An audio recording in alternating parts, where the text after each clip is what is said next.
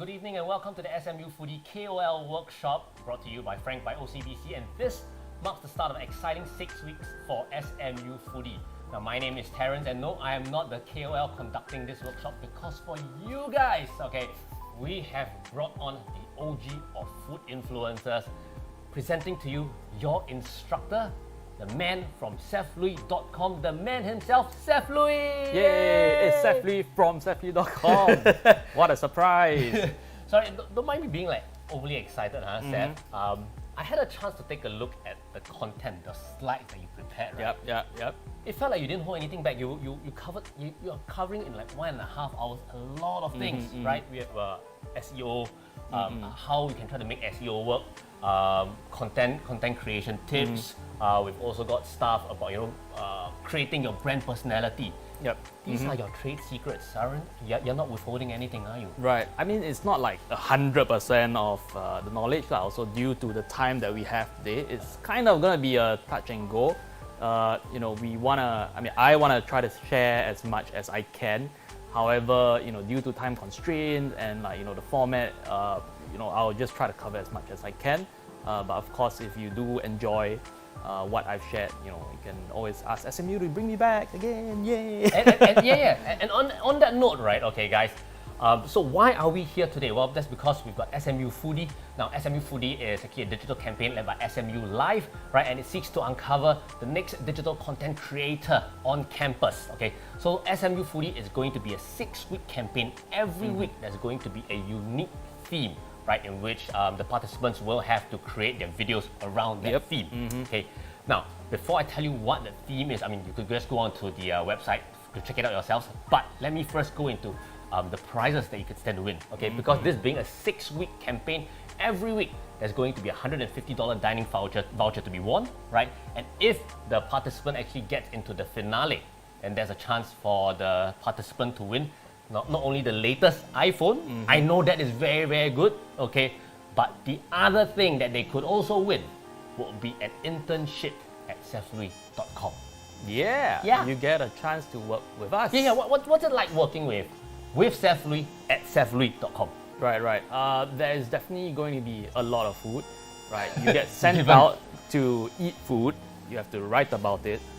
We occasionally also get sent food, so it's quite seasonal. So if you come to now mooncakes, right? I'm just drowning in mooncakes. There's just so many mooncakes. The whole team can eat. Job hazard. Yeah, it's a job hazard, right?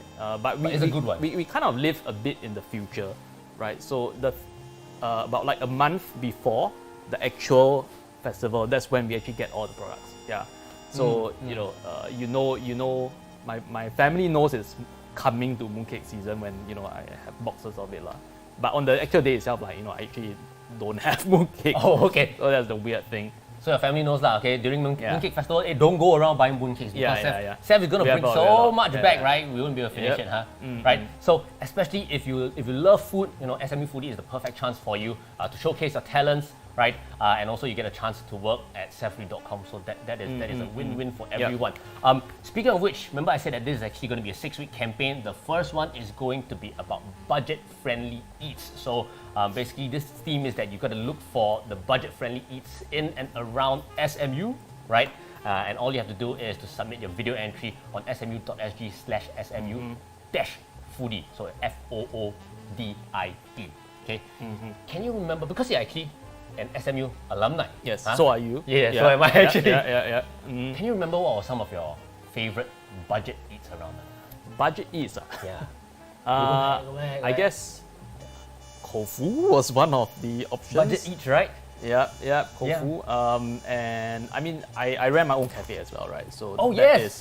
That's one of the budget eats when you eat like the leftover of like. Okay, wait. You ran your own cafe, right? That was a school subsidized cafe? Yes, correct. Yeah, right. Because back then they didn't have like digital content creator competition kind of thing. But what they had, right, was that I remember that you ran a cafe around the corner from down the left and the right. Yeah. What was the experience like for you, man? So this was kind of a school initiative where they held a competition. So teams would kind of bid for it. You need to submit your business proposal and really do the whole shebang lah, right? The presentation, got slides. So eventually we actually got we got the project, and we were awarded to run the place lah, right? So it was a very safe environment in the sense that the rent was heavily subsidized by the school, so you didn't have to risk a lot. And I felt that was kind of the starting point for my F&B journey, right? So that was the first foray and the first try into it. And we didn't make a lot of money, but it was kind of impossible to make a huge loss as well. So I'm very grateful for this opportunity that was provided by the school. And also we had a lot of good times, crazy times, drunk times, all sorts of times in school because of that as well. Okay. So as you were saying that was kind of like a mark. That was you would say a point when you knew that you wanted to be in F&B, right? Okay. More on that later, right? Because for those of you who are watching, whether you are watching us on YouTube or Facebook, right? Hey guys, I also want to let you guys know that there's also a chance for you guys to win prizes. Now, first off, right? If you actually go ahead and subscribe onto the YouTube channel, which is the SMU Life YouTube channel, right? We are actually picking 10 winners, okay? Each person will get to win $100 worth of dining vouchers. This for the entire campaign period. So quickly go on to the SMU Life YouTube channel and subscribe, because we've got that $1,000 worth of prizes to give away. Now, if you are tuning in with us, right, during the workshop, Seth will also be asking you guys some questions, okay?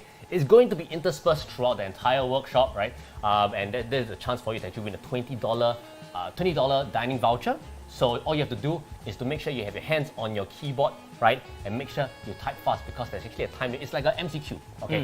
You just got to make sure that you type fast enough, okay? So that you could win that $20 dining voucher. Now, and also a message from our sponsors, Frank by OCBC.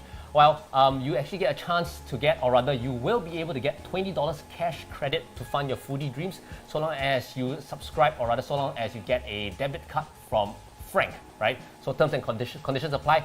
Go on to the comments that you will see there. Yep, we've pinned those comments there, and just click through to find out more on how you can get a $20 cash credit. Okay. Now, so as well, we're talking about the food, or rather your beginning journeys, right? But back then, food influencing wasn't a thing yet, was it?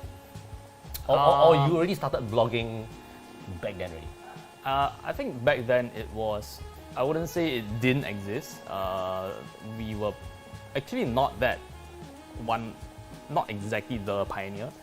There were a few others, of course, right? And yeah, I don't think it was actually a intentional thing for me to go into F&B or go into food blogging, right? That was not the intent actually. Yeah, I actually wanted to start, and I mean I did start a milkshake shop. That was my venture after school. We did customizable milkshakes. So you could mix Oreo with Kit Kat, mixed with Kinder Bueno. Wait, you got come now while we were still right? Yeah. So that was kind of the concept right? But yeah, we soon realized how many lactose intolerant people there are in Singapore.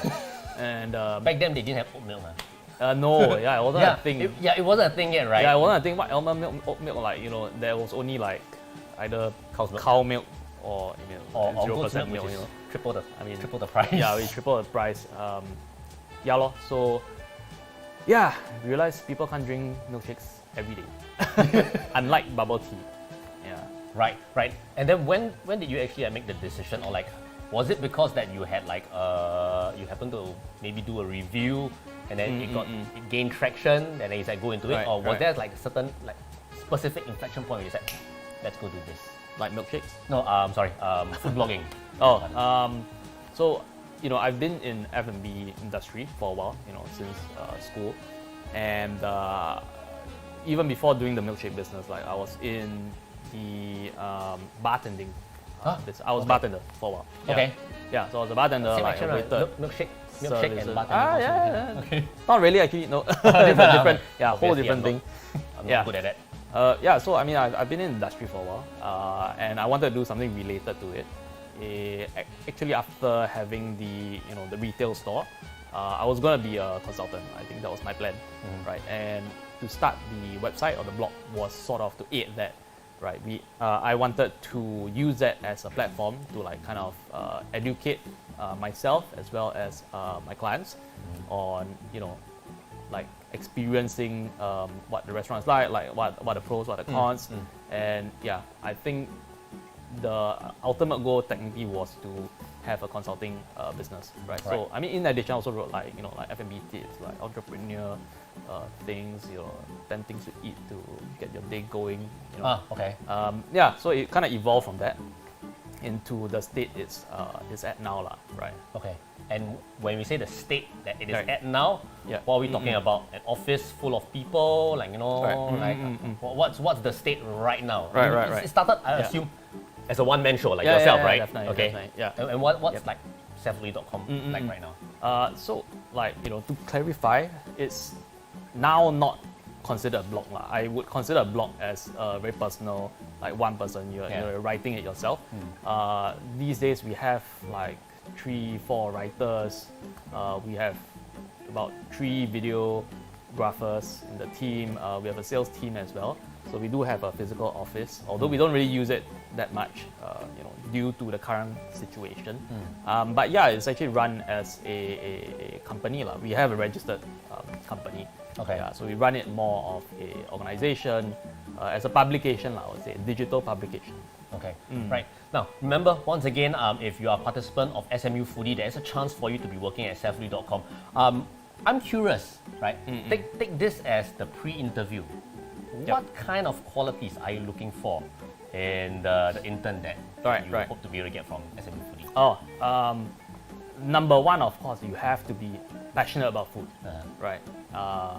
You know, you need to know where's the hidden gem of, you know, the char kway teow that no one's heard of, or like this super secret like chicken rice that no one knows. I mean, you know, let's say the popular ones, Tian Tian, you know, the whole Everybody knows, right? Everyone knows. I want to know the secret that only, you know, maybe like your grandma last time, that's the taste, similar taste. So that's the, I would say, the number one criteria for us. Cool, got it. Right. And do you sort of see yourself doing this as like a bit of a public service or not? Because the thing is that if there's a place that's selling such good food, right, but if nobody knows about it, then a matter of time they'll close, especially in these times like right now, right? COVID, right? So do you see this as a bit of a public service? I don't think I thought of it that nobly, but of course, I've always wanted to share about experiences. So we, for us, our vision as a publication is really to connect foodies with new ideas, right? So and new experiences. That is the, I would say, the motto and the mission for our company. Right.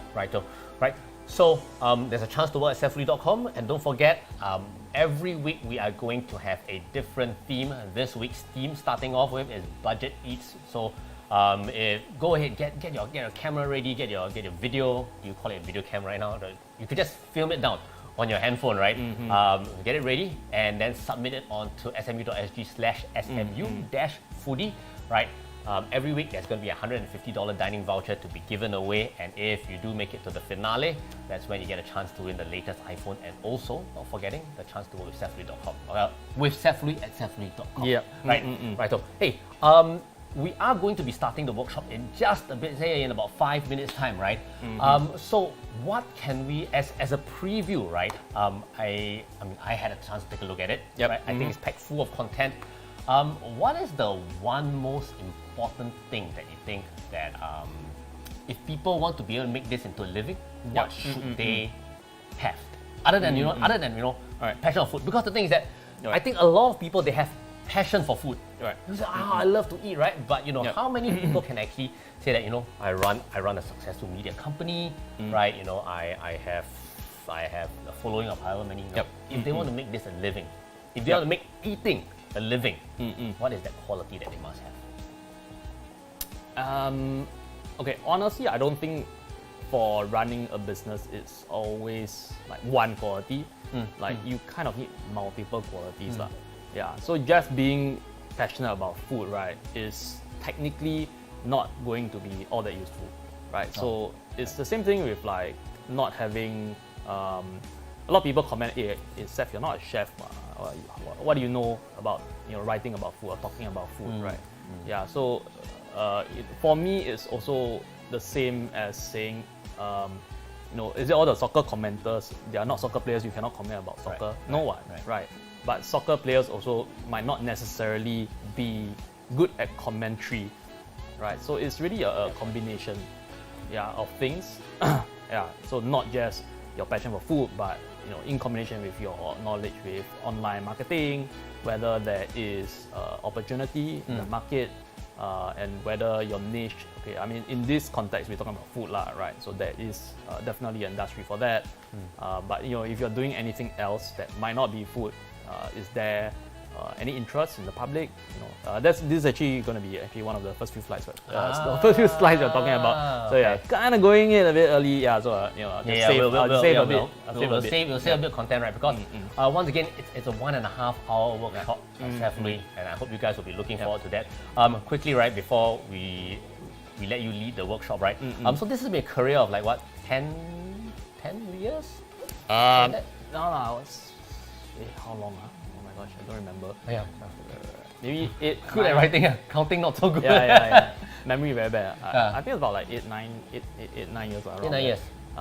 Where this was like incorporation of the company. Okay. Around there, What were your most memorable like reviews? You feel like memorable reviews, right. Or your most memorable piece of work? Right. Probably the first time that I was invited to, I would say, a more atas restaurant. Then I felt at that point, kind of made something for myself. I made it. Yeah, like oh my god, I got to invited to this like really nice steakhouse that I've always wanted to go, right? But it's achieved through a different way, right? Rather than actually having to fork out the money in a way. Right. Okay. Yeah. So that was like for you felt that was when you made it. I see. Now the whole landscape has changed quite a fair bit, I would say, as opposed to say maybe 8-9 years ago. I guess back then I think it was still a very new thing. A lot of restaurant owners, they would want to I let you eat for free, then you must fret about my restaurant. That was the case back then, wasn't it? Is it still like that now? Or people they finally understood like these guys, they are now running a legit media platform, and then you got to pay. Is it better now these days? I mean, I think it's still understandable that people who invite you for a meal at the restaurant, like they expect something in return, this is I think a common understanding, and to be very fair, we also will state upfront whether we promise anything or not. So at most times we will actually say upfront, we can go and try, but we don't promise a good review, or we might not even write anything if it's and what's the bad, common response to that? You say when you say that we may not put a review today. We may not. You get a mix. Some people will be okay with it. Fine. If you like the food, you write about it. Good for you. But some then will they think of it as I give you free food. Why you don't write about it? What do I get in return for it? So it really depends. I don't think there's a right or wrong to this. Depends on how you want to look at value. Righto. So if you could actually have one shot, or rather you had some advice to give your younger self, think of it as maybe giving advice to some of our viewers tuning in right now, right? What is that advice you would give to them or given to your younger self? Right. Because the thing is that I know that you've made it, you've been successful, but think of it as a way of were there some things that were painful that you could have avoided, or could you have accelerated to where you are right now? Definitely. The number one thing that I always have regret with is I named the publication my own name, and it stuck. So they just stuck with it now. So that's the advice I would give my younger self. Really? I would not name it after myself. Okay.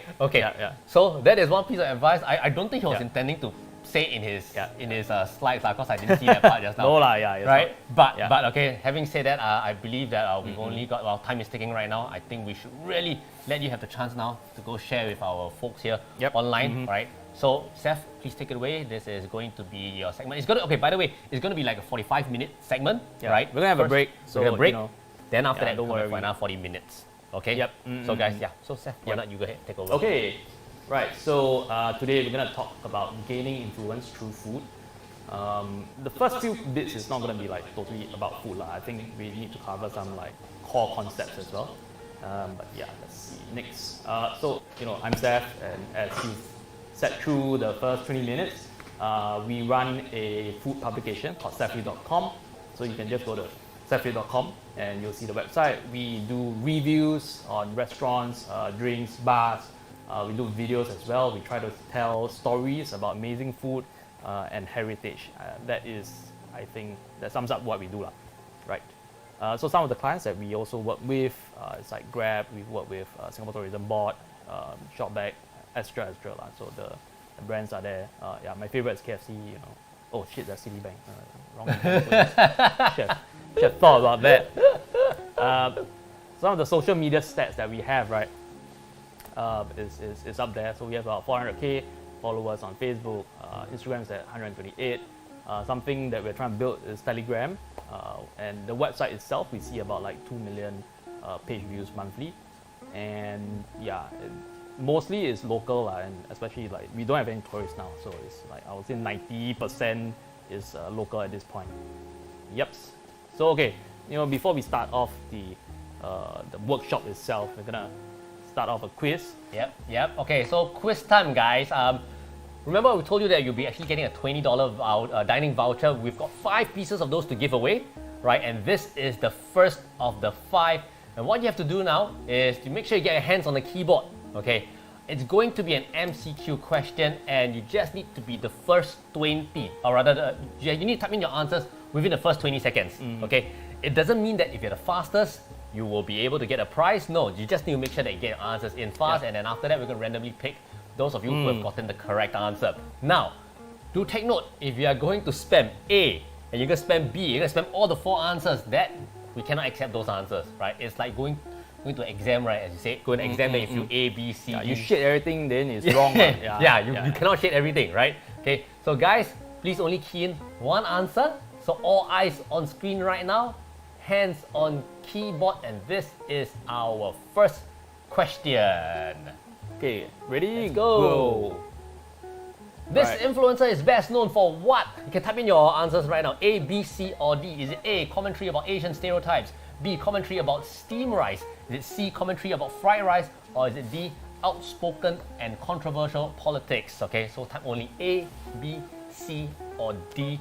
Guys, you will be able to, there will be one lucky winner who wins a $20 dining voucher. Now, no worries guys, if you don't win this, well, all you have to do, right, to get a $20 cash credit is to just go on to the frankbyocbc.com website, sign up for a debit card, and you will be able to get a $20 cash credit. Simple as that, okay? Because this is brought to you by Frank by OCBC, okay? We're gonna give some time for the online viewers to key in their answers, right? And do take note, right? Even if you see your name as the first name there, it doesn't mean that you'll win.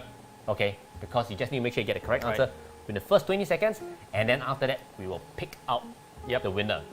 I hope you know who this influencer is. I mean, if you don't know, let me give you a clue. Go search Uncle Roger. What, 20 seconds is up already. I mean, do we have the outcome? They'll be pulling out. Right.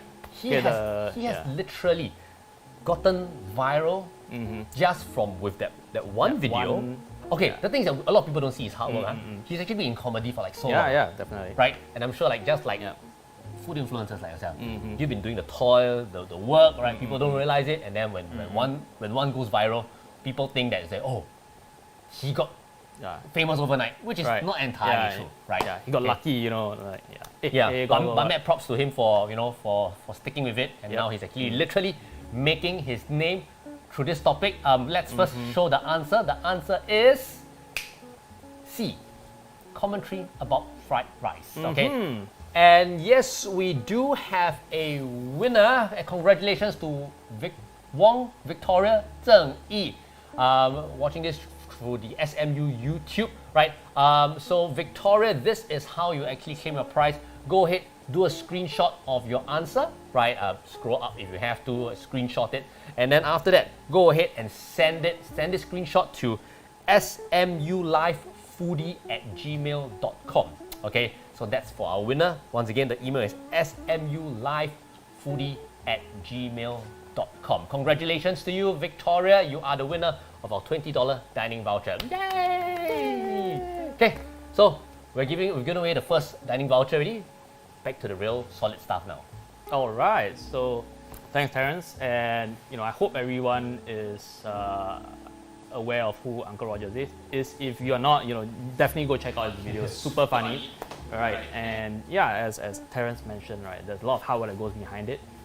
The purpose of this, of course, is to introduce a concept to everybody, right? And I'm going to talk about the first thing is personality and branding, right? So, for those of you at home or in front of your screens, you can easily identify Uncle Roger now, because that is the persona he has built up, and it was really made famous from his commentary on fried rice. I think that was the first one that blew up, but he also now talks about other recipes as well. It's not just fried rice, right? So you should see some of his later stuff. It's quite funny as well. He I would not say mock, but yeah, he makes funny comments about horrible cooking, right? So check out his YouTube, of course, right? So this is one of the key concepts that we're going to talk about: personality and branding. And this is kind of, I would say, the epitome of where you want to get your branding to, right? And how do you actually determine your brand and your personality? I think the first thing we need to talk about is really how to pick a niche, right? So a lot of people do have this misconception that just being passionate about something, if I'm super passionate about food, right, then I can make money off it. And that is wrong. I need to tell you guys, if you are purely just passionate about something, you might not be successful, right? And that is actually a talk that I've given before, and this concept needs to be introduced to you guys as early as you can, before you venture into the world, you start working, and then you get your dreams dashed, right? So the niche or the success factor is really a combination of three things, right? First, of course, is your passion. Then you have the talent in what you are good at. And thirdly is whether there is market demand or market opportunity for it, right? So, for example, even if I'm super passionate about swimming, right? Like, if I don't have the talent to swim, I will never be an Olympic swimmer. I can try as much as I want to, but if I just don't have the talent for it, even though I super love it, right? So it's like, Terence, like, I might have the passion for hosting, right? But I don't have the talent for it. I'm not gonna be MC like you, right? To have this energy, like the way you talk to people. So I think it's also important to consider whether you actually have a talent for the passion that you are interested in, right? And it's really a trial and error, I think, in a lot of cases. You want to just expose yourself to as many things as possible, right? The next thing is to look at whether there is a market demand or opportunity for it. Sometimes this is not very obvious. Who would have thought writing about food on some online blog can make money, can build into a company? That is something kind of accidental in a way. I mean, 10 years ago it was unheard of, right? Kind of unknown, right? Yeah. Right. Yeah. Okay. So so I think a lot of market opportunity also sometimes is accidental, and I to be very honest, I did not intend to go down this route, like in terms of creating advertising or like influencer for food in a way. That was never the idea, right? So I wanted to be a consultant, a marketer. That was what I wanted to be. Cause I got a marketing degree from uni. I wanted to use it, but But earlier I also talked about having multiple skill sets that all adds in to this whole business. I don't think unless you are really the top 1% of what you are good at. If not, you can do what I do, right? I am passionate about food. I'm a bit not bad at writing, a bit not bad at photography, yeah, then I know a bit about how to set up website. So all these factors really combine together, and that is how I came up with this kind of a model, right? So you gotta ask yourself what's your passion and what problems are there to solve in this world, or in Singapore. It doesn't have to be the world, but of course, go for it. Think big. And it's a real problem actually, because whenever my wife asks me like, where should we go for dinner? Right.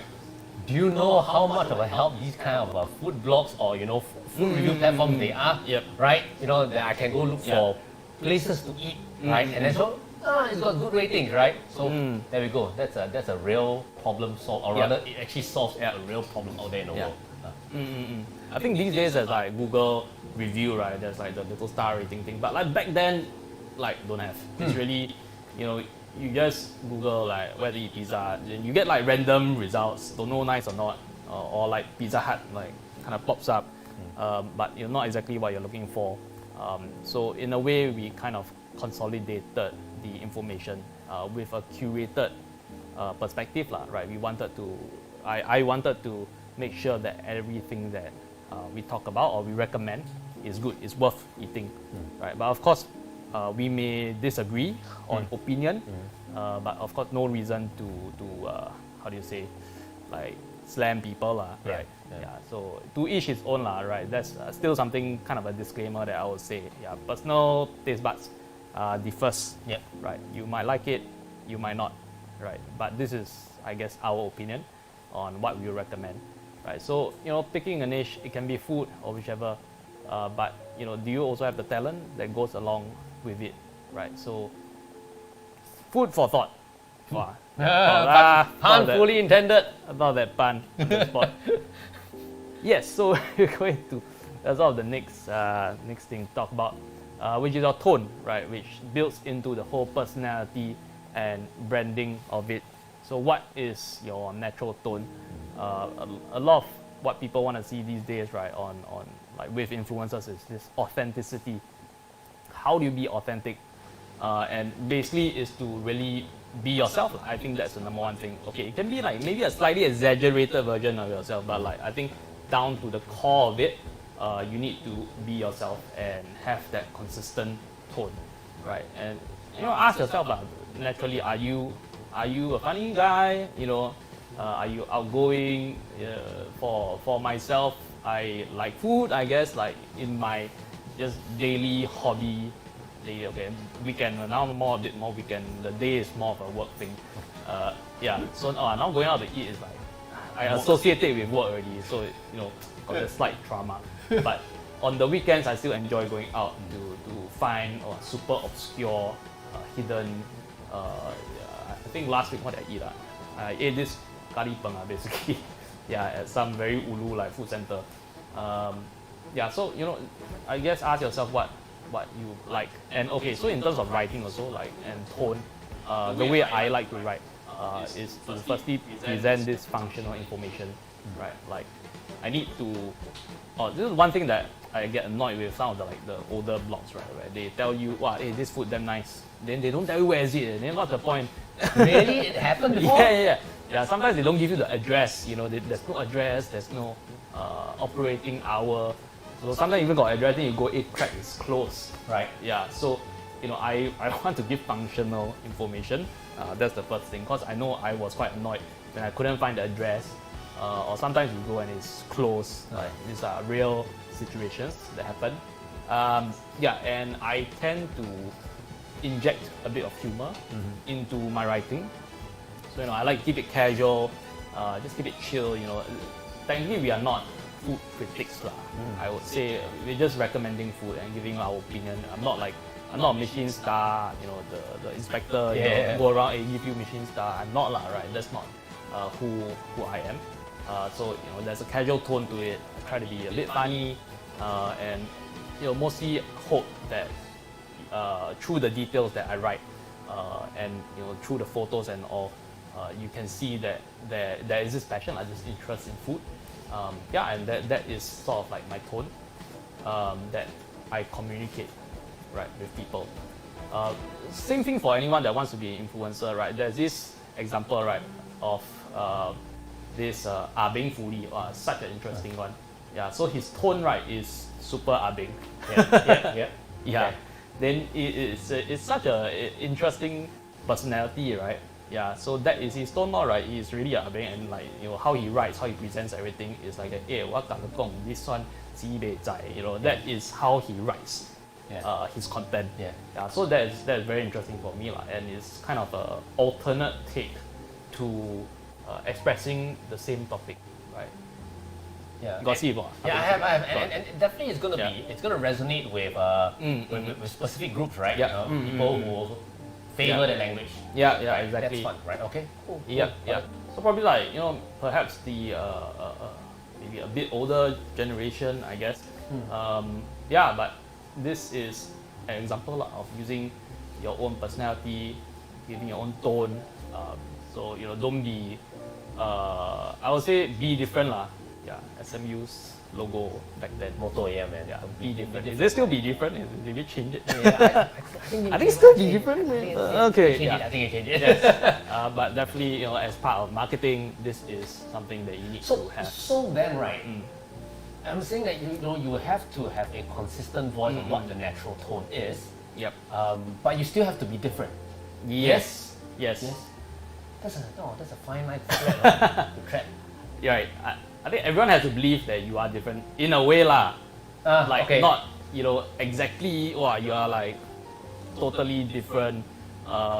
You need to find in what way are you different, right? Yeah. Okay. I mean, we all two eye one nose lah. That's like the commonality. Yeah, but I guess in what way can you be different? And it's really I think linking back to the earlier part, right, of like having different interests, different talents, different knowledge, and when you really combine everything together, then that is the unique thing. Yeah, it's not like the one thing that you know how to do. You need to combine multiple things, and that is the unique difference that you make. True that. Well put. I think yeah. Yeah? I think although it was a difficult question, I think yes. So there you can see it's his natural answer lah. I mean, it is true, right? You got to find out how you are different from everyone else, right? And still be authentic. Okay. Correct. But if you don't know how to do it, this is a slide on getting inspiration. Okay. So of course you can always refer to competitors. You can do industry research and see how are the successful people doing it, right? So of course when how the successful people are doing it. No lah, but when I started also, right, then I would also refer to kind of like what the market leader was at that time, and RIP Hungry Go Where, but like that was one of the sites that I used to go to years ago before they closed down this year. But definitely we reference a lot on how they did their content, how they did like the filter, the search, and like the similar things that even other competitors do, that other bloggers, like these are definitely points of references that I use, and then I wanted to see how I can put in something a bit different, right, with the humor, and I would say actual F&B industry knowledge is something a bit more unique to myself, because I've run the business, I've done the floor work, I've done bartending, like I was really very interested into it, and I really did my hands into it. So that was the kind of perspective that I could give. Yeah, exactly, right. That's how you are unique, because you have your experience, which not everyone came in that package that you were in. Okay. Yeah. So you find ways to be different lah. But first also knowing your competitor, knowing the industry. Then the second thing is of course to ask your internal friends lah, like what do you think is missing? What kind of information are you trying to look for? That is probably not available, or you want to know more about yourself, right? Like what is the unique thing about me, right? Ask your friends, internal circle. Then the other thing, of course, like what every marketing course likes to do is to ask your audience, do a survey, to ask your audience what they want. May or may not be accurate, but if you learn a marketing course, definitely you will attempt that lah, right? You can glean some information, definitely. Yeah. Yep. No waste effort, right? At least just try, right? And know Try whether it works or not. Yeah. So I mean, a lot of times you just need to filter out some of the things take the things that are useful, then discard what's not useful, right? Then again, I'm huge on this combining multiple ideas concept if you see, if you notice my pattern here. So take ideas from different competitors or industry, or even not even the same industry, right? You can adapt things out of F&B and like adapt it into this idea. So this is kind of how you get inspiration to create new things. Right. So moving on.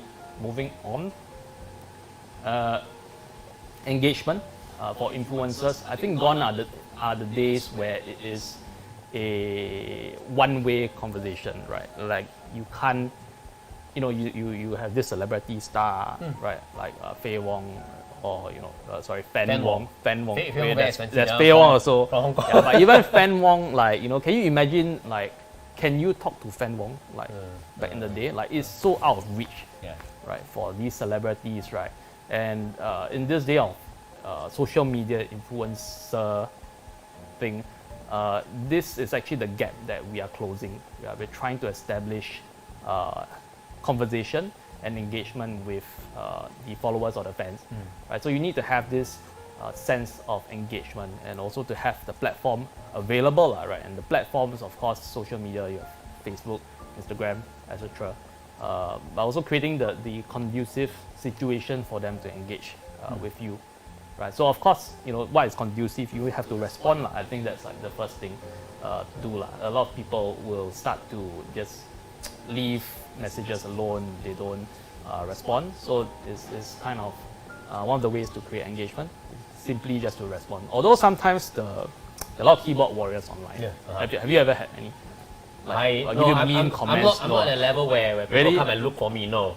No, but okay, let's say you have a talk, and then anyone leave any mean comments hey, you suck. I guess that surely happens a lot, right? And then what's your take on that though? Like, do you address them head on? I mean, so I could totally see a situation where maybe you review something, maybe positively, and then someone disagrees, and then they will accuse you of like being showing favoritism. Yep, that definitely does happen quite a bit. The most common thing they'll say is, "Hey, this one they pay you one, right?" But for myself, it's just thank you for reading and giving this feedback. We'll work on it, or happy to agree to disagree. I think I normally just try to diffuse it. There's no point to fight on for it, or I mean just to clarify things. No, we didn't get paid for this. This is our honest opinion. I think for myself, it's just to reply politely and just move on with your life. No point arguing with these people. And despite that there's so much negativity that can come along in these comments, right? It is still important that to respond to them and not leave them alone. Definitely. Who knows? You might convert them one day, right? And I think for me it kind of shows you're not hiding from the issue also. You're not you just delete the comment. Some people do that. I just delete the negative comments. So for myself, I know that negative comments, we take it as constructive feedback. I mean, if it's useful but if it's something vulgar or what, then we delete it. Okay. Every right to delete. Okay. Right. So the third thing we want to talk about is of course to collaborate with people, right, and to work and tag partners and stuff, right? So of course you have OCBC Frank, this is one of the partners that you can tag, and it's important to work with partners to extend your reach and also to help each other out, right? So for influencers and stuff, you can work with each other. Just tagging the person that you feature as well, be a merchant, some chicken rice store, but sometimes what we've experienced is they also share with their friends, right? Because they were featured in your topic, right? And they have every incentive to go and share this information with more people, right? So these are some ways to go about it. And I think lastly, encourage user-generated inputs, right? Ask for recommendations, hey, where do you think I should eat next? Or what do you think of this place?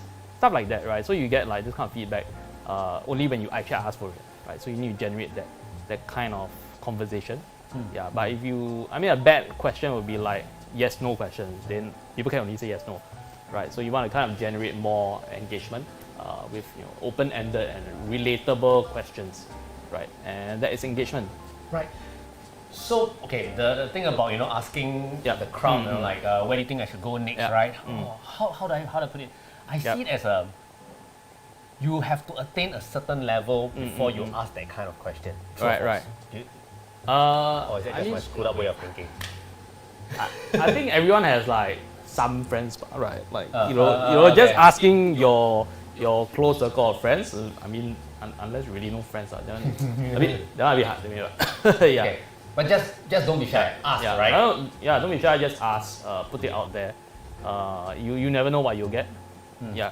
So, I mean, to summarize, really, social media influencers now is the social part is kind of you don't want to lose sociability. Need to maintain that connection.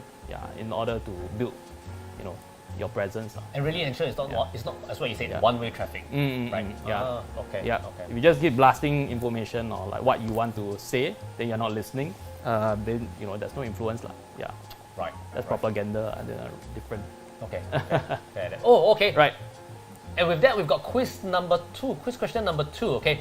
Once again, we're giving away that $20 dining voucher. We've already given one piece of that, one of those $20 dining vouchers.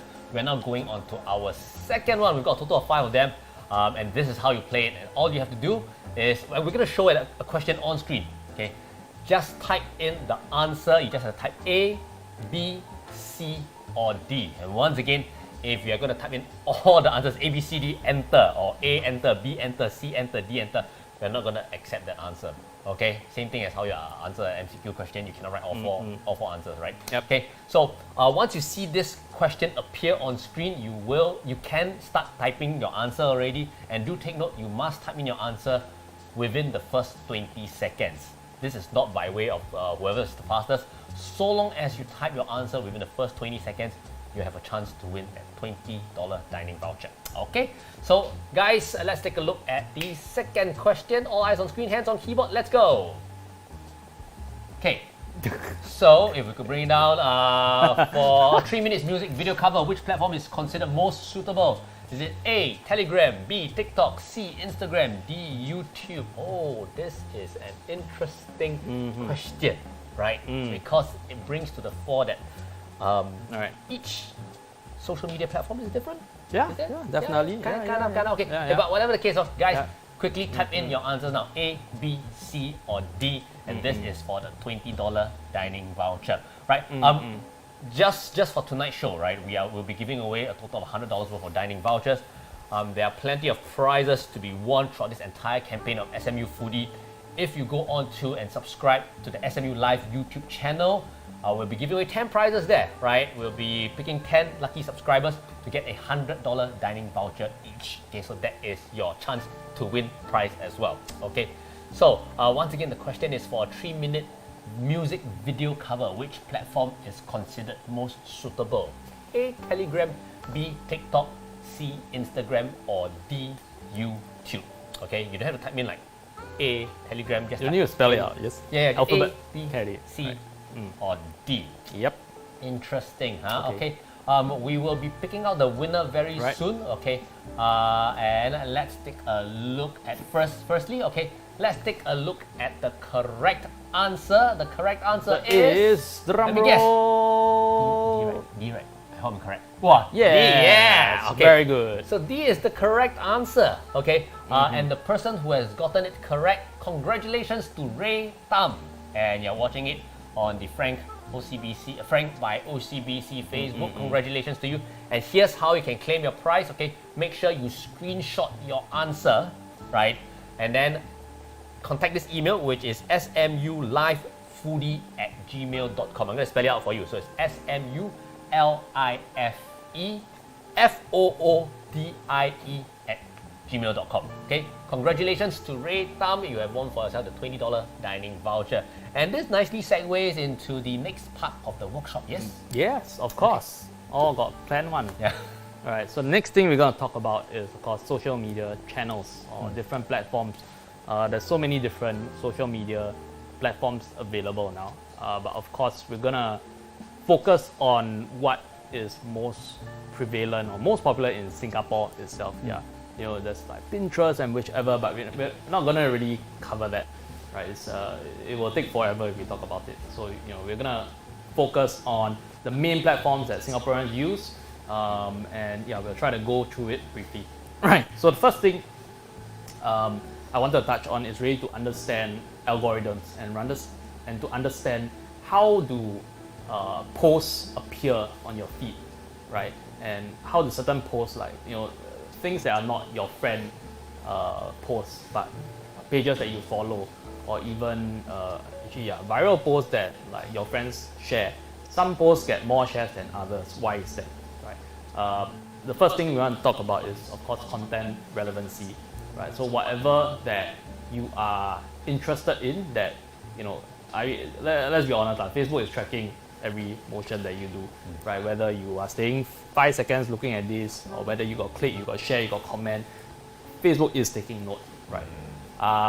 Okay, a bit scary, but that is kind of how they judge what is relevant to you, right, or to anyone, and they will pick topics that are relevant based on, you know, their algo, and show it to you, right? So that is the number one thing in terms of relevancy, right?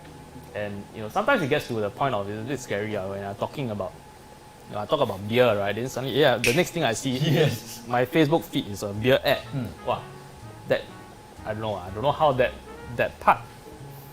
No one can prove that it's listening, but you know, sometimes you get this feeling. Yes. I do get it all the time. Yeah. I swear I didn't click any beer, you know, articles in the last month lah, but I just talked about it only and it still appears. Yeah, so content relevancy is one thing. The frequency of posts as well. This is more for, like, I would say the Facebook page users, no, page creators, the owners of the page, sorry. The owners of the page, the more you post, actually, it kind of helps, right? It judges that you are a bit more active, and it tends to put your posts up more. Then the last thing is to understand the virality effect, which is a bit of a domino, right? It's not a bit of a domino, it's a domino effect, right? So what the social media platform does usually, right, is it will test your post with, let's say, 50 people, right? It'll show your post to these 50 people first and see how they react to your post. Did they click the like? Did they comment? Did they share? So that's the data that they're collecting, and from there they see the engagement rate, right? And if there is a good engagement rate from this small sample size of 50 people, then it will start to show it to, let's say, 500 people. Yeah. So, and then it does another round of tests, like if these 500 people do they react? You know, got like, got share, got comment? Yeah. And then if it's still a positive thing, of course, then they start to show it to like 5,000 people. And this is how virality works in terms of algorithm-wise on Facebook platforms. Not just Facebook, I mean social media platforms in general. Yeah. But you know, however, if it fails at any point, right, it doesn't cross a certain threshold. Maybe it's like, I don't know, 10% of who they show to needs to react. Then it will just cut there. It will stop showing to more people. Yeah, so that is generally how you know, Facebook, or I mean social media algorithms work lah. But I mean, Facebook owns like Instagram also lah. So yeah, that is how algorithms work. So you know, I think it's important to just understand this effect first, right? And then we're going to talk about the various different platforms available. So of course, Facebook is the #1 used social media platform in Singapore. And this is the one that we're kind of going to focus a bit more about. The important thing, or the trend now, is actually on Facebook groups, right? So are you in any like communities or groups? Yes. Right? What kind of interest group are you in? Sayang the community cat. Oh, Sayang the community cat. Okay, very specific. Yeah. Yeah. It appears on my Facebook feed all the time. Right. And I assume the members are very active about it. Yeah. Right? Do they share like a lot of photos of they see a community cat, right? They take a picture. Yeah. So, you know, that's an example of a community Facebook group. And, you know, back in 2020, Mark Zuckerberg actually did say that there's a real opportunity to connect more of us with groups that will be meaningful social infrastructure in our lives, right? So Facebook has blatantly said that they are actually going to focus a lot on Facebook groups, and that is literally what is happening now, lah, right? So, there's all these groups popping up because Facebook is kind of encouraging it as well. They're making it easier to create groups, and they're making it more shareable. Yeah, so they tweak with the algorithm a little bit, just to promote more groups. So I think groups were technically quite a new thing, lah, right? Back then it was more like your personal, and then they have pages. But now there's like groups, which is huge now. Good point, right? Actually, I didn't realize that. I remember him actually saying that quote.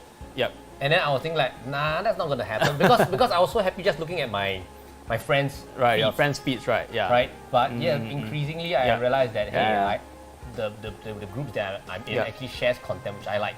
Yep. Right again. Oh well, because he controls it. Yeah.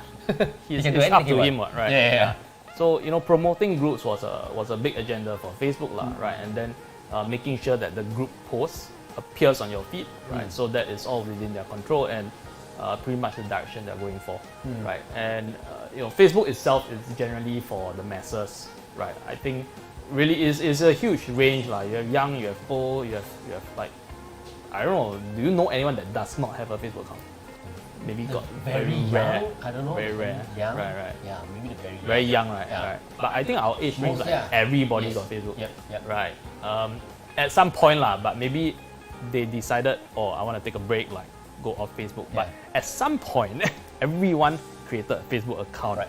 Yeah, but then maybe they shut it off. So I think that is just how big Facebook is, and I'm not sure about everyone else, but my main source of information is actually Facebook. Like current affairs, right? A lot of the news, I see it so fast through Facebook. Not even like the news or what, right? Like news sites are on Facebook as well, and that is how I actually first get into how the news happens. So that's kind of like the state of affairs now.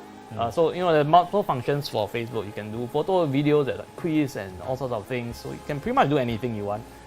So again, we mentioned about communities. The one thing that made Facebook really, really big is like how they made it so shareable in terms of like you can share posts, and then we talked about the algorithm, how they made it appear on different people's feeds, right? Even for people or pages that you don't follow, right? As long as it has good engagement, it will still appear on your feed. So this virality effect is engineered, right? But there are share buttons also that you can try to share. Very easy to use, and hence pretty much the dominant social media platform now, right? So of course, everyone's familiar with it. There's some other social media platforms to cover as well. Like specifically with Facebook, right? Is it like if we are on it, we should be using it to our advantage? Like if I'm doing a food review, I should make sure that I find a page that has food reviews and just put it in there. I think if you want to go like mainstream, end of the day, right? If that's your target, you want to go mainstream, go mass, right? Facebook cannot escape one. Must have Facebook. There is no company in Singapore, I would say, that's like a known company that does not have a Facebook account. Right. Yeah. So but that's the obvious thing. Okay, let's play a game. This icon recognize what is this? Paper aeroplane company. Paper aeroplane. Telegram, right? Yes. Okay. So we're now going to a bit more fringe social media platforms. So we have Telegram. Next, WhatsApp. I'm sure everyone is aware. This one. It's got to be YouTube, right? YouTube, easy. Yeah. This one. Douyin. Douyin. Do they even share the same logo? I don't know. Yes, it's the same logo. It's the same logo, right? Yeah. TikTok, But in Singapore, it's TikTok. Okay. Douyin is only in China. Okay. Yes, which is how they started. Then we have Insta. The place where you go for thirst traps. Last one. This one, Little Birdie. Who uses that in Singapore? God, really? People use. There is definitely. Okay. Got. Yeah. Okay. So Twitter, correct. So these are WhatsApp is a bit debatable whether you call it a social media platform or not, and Telegram, but it still is right. You can kind of create groups, and you can actually talk to people, right? So like WhatsApp Business, for example, you can have like a couple tens or 100 people in the group, and it's social. Like you can actually send them messages like mass send to this group, and you can create different groups. Same thing for Telegram, right? You have different functions of it. Yeah. I would group like WhatsApp and Telegram together in one category. Twitter is a whole different animal by itself. It's like purely text, and you are right lah. In Singapore, it's not as prevalent. A lot of people use it more for I would say news things lah, right? So current affairs, reporters tend to use this. When there are live press conference, like it's so much faster. Just type a message, then like go to Instagram and take a photo. Cannot be. It's gonna take you a while. Yeah. So Instagram, of course, is I would say like the younger generation tends to use it more. YouTube would be for I would say a lot of artists, a lot of performers. As mentioned earlier, we have the music video covers, like those are most suitable for YouTube. And then we also have TikTok, which is the super new thing. Yeah, like the super young millennials, I would say. Like, you got use TikTok? Yes, I do. Like, do you create content or you're just stalking there? I'm just stalking. You're just stalking there, right? Yeah. So like for us a bit, the middle-aged one is we're just stalking there. But definitely it is for the younger generation to use to really express themselves. A lot of trends going on in TikTok. So these are kind of platforms.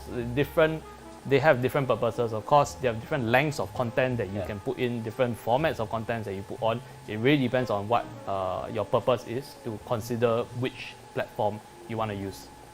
Okay. Right. Yeah. Right. I have actually seen some food reviews on TikTok. I was surprised. Right, and they have the same usual that voiceover. Here's a cafe that you wouldn't believe happens in Singapore, right? And then they go and show all the shots of the cafe, and okay, I guess I'm interested enough. And it's very small, very bite-sized. Right. So I guess the language of how you speak to your audience on this specific platform that matters, right? Definitely. So understanding the target audience, of course, then is kind of how you speak to them. To be upfront, we are also trying TikTok. I've not completely figured it out, so I'm actually one of those that you just said. Like you show the cafe, right? Then say, hey, this cafe looks very nice. They serve good coffee. Via texting, there's like the default like TikTok music playing there. It's something that we're trying also. Yeah. Right. And just try everything. Just right? try right? You never know, right? Okay. Yes. But definitely like it is.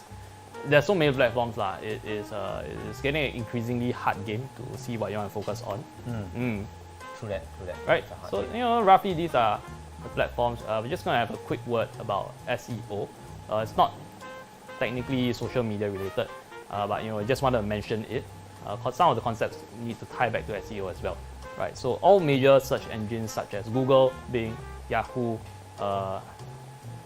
I think these are the main ones. Like last time we got Alta Vista, this kind, but like die already. Right, so they have... Don't expose our age, right? When you say Alta Vista, I love that. Oh, everyone knows our age right now. Okay.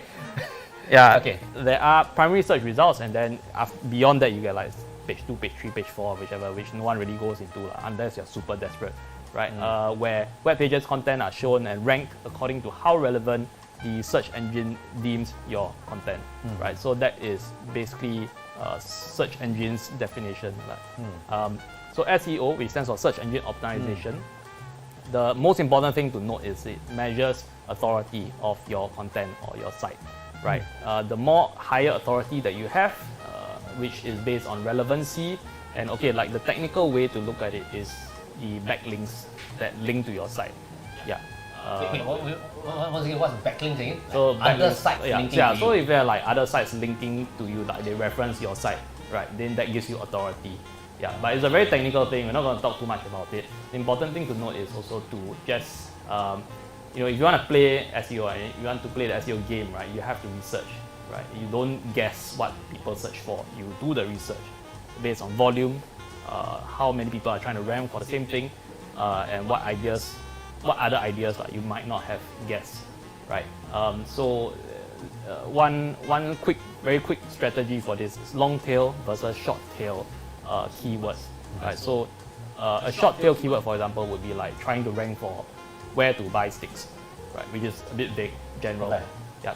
Then a long tail keyword would be more to words where to buy sticks under $20 online, right? So it's very, very specific. You target a specific audience that wants to search for this intent, yeah, versus trying to rank for very generic things like where to buy stick. So this is the example between long tail versus short tail. Long tail will give you better results in the end of the day, unless you are Wikipedia then you are huge, right? Yeah, so this roughly covers SEO. So hang on. I know we're gonna go a 5-minute break, but let me try to wrap my head around the long tail, because that sounds important. I was looking at the slides, I'm like, this is important, but I don't understand. So I have the chance to ask you. I want to ask right now. Right. So are you saying that we should go for either long tail or short tail? Is there a specific recommendation? No, go for long tail. Yeah. Go for long tail. Long tail, which is the one which is as broad as possible. No, as long as possible. As more descriptive. Yeah, as more descriptive. Yeah. So you want to pinpoint people who have this intention to buy this exact thing, then that is the strategy that you should go for. So for example, if I'm doing a review about sticks, right, which happens to be under $20, I better make sure that I have that places to buy sticks under $20. Right? Yeah. So you try to target a specific audience that's looking for affordable sticks rather than target everybody who wants to eat steak. That is, you kind of niche it down to smaller audiences, and that will let you rank for SEO a lot easier than trying to just broad machine gun everybody. Yeah, just target specific fields.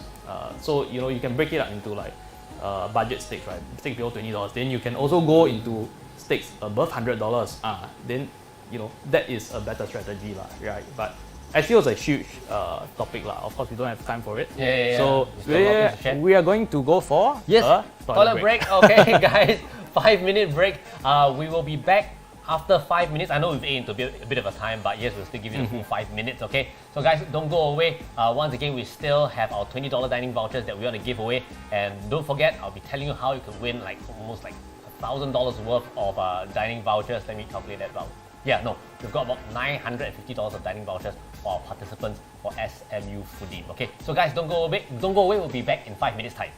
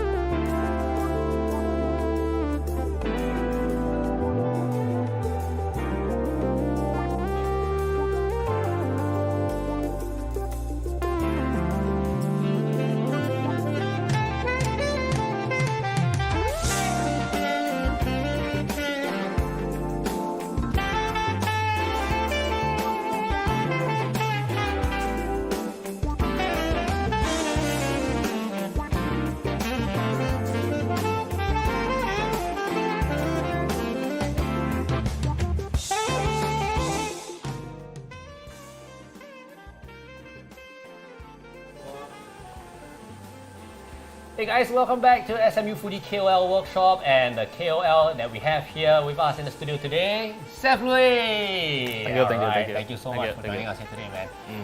If you just joined us, where were you in the first 45 minutes? We gave away a lot of information, right? About how you could go around doing your brand personality, understanding a little bit of SEO, what kind of platforms you should be on. Hey, but not too late at all, right? We've still got another 40 minutes of your workshop that we can go on with. And right, if you're wondering, hey, why are we here? Well, it's because it's SMU Foodie, and that's a digital campaign that's led by SMU Life. And if you are looking to be the next content creator on campus, well, this is your chance to do so. Now, this is going to be a campaign that spans 6 weeks every week, right? There's going to be a theme. All you have to do is to submit your video entries on smu.sg/SMU-foodie. And every week we've got a $150 dining voucher to be given away to our winner. And if you do make it into the finale, then you also stand a chance to win the latest iPhone and also a chance for internship at sethlui.com.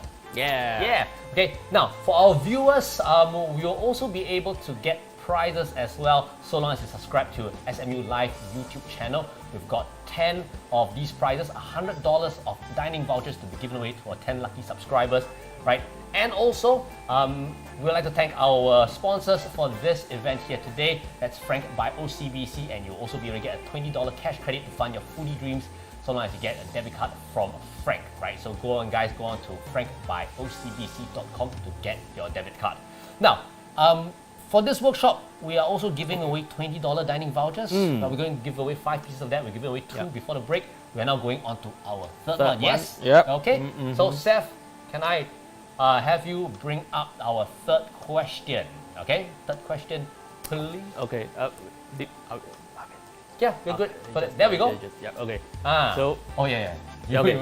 So this is the third question. Okay. Ready? Hang on, let me just remind everybody, 20 seconds, you have 20 seconds to type in your correct MCQ answer, right? Please don't type in all the answers, just only key in one answer.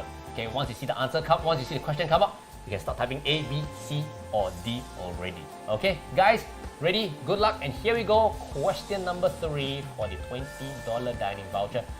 Which was the most viewed content on Facebook for Q1 2021? The answer will shock you. Okay, so A, B, C, or D, right? One is like a, what do you call that, a post, a text post. B is like a, I don't know, picture of cuddly animal. A little dog. Yeah, like little dog. C is an interactive game, I guess. And D is one with a compilation of pictures, right? So just make a guess. Which do you think was the most viewed content on Facebook for Q1 2021? Okay. Once again, if you type in all 4 answers, no, we cannot accept that answer. Just choose one. This one, I think I got it right, but I guessed. This one was guess. It was random. Yeah, this was luck. I based on what would I view or share. No, actually, I'm very stingy with my shares on. Right. I based on what I think I would view and interact with. I nearly give it away. Right. What I would interact with. Okay, so go along the same line of thinking and see, what is the kind of post that what would you actually interact with. Right. While we wait for that, once again, don't forget it's a $20 dining voucher. We will still have this, our third prize that we're giving away here tonight. We will still have another 2 more prizes after this that we're going to give away. Okay, so we'll be looking out for our winners, and I do believe we have our winner. But first, let's take a look at the correct answer. Answer is C. The first 3 words you see are your reality. I think I got bigger one. Okay, yeah, right? you could So this is the results of it. Yeah, this is the result. So that one has got 80.6 million views. Yep. Okay. Before we announce the winner, you said that you had a bigger version of that, right? So, do you want to say something about that? Yeah, basically all these posts are considered viral posts, but in Q1, so that's the source there, this is released by Facebook. This is actually the post that got the most views and most engagement, right? So this is a bigger version of it. I mean, feel free to try it out at home yourself.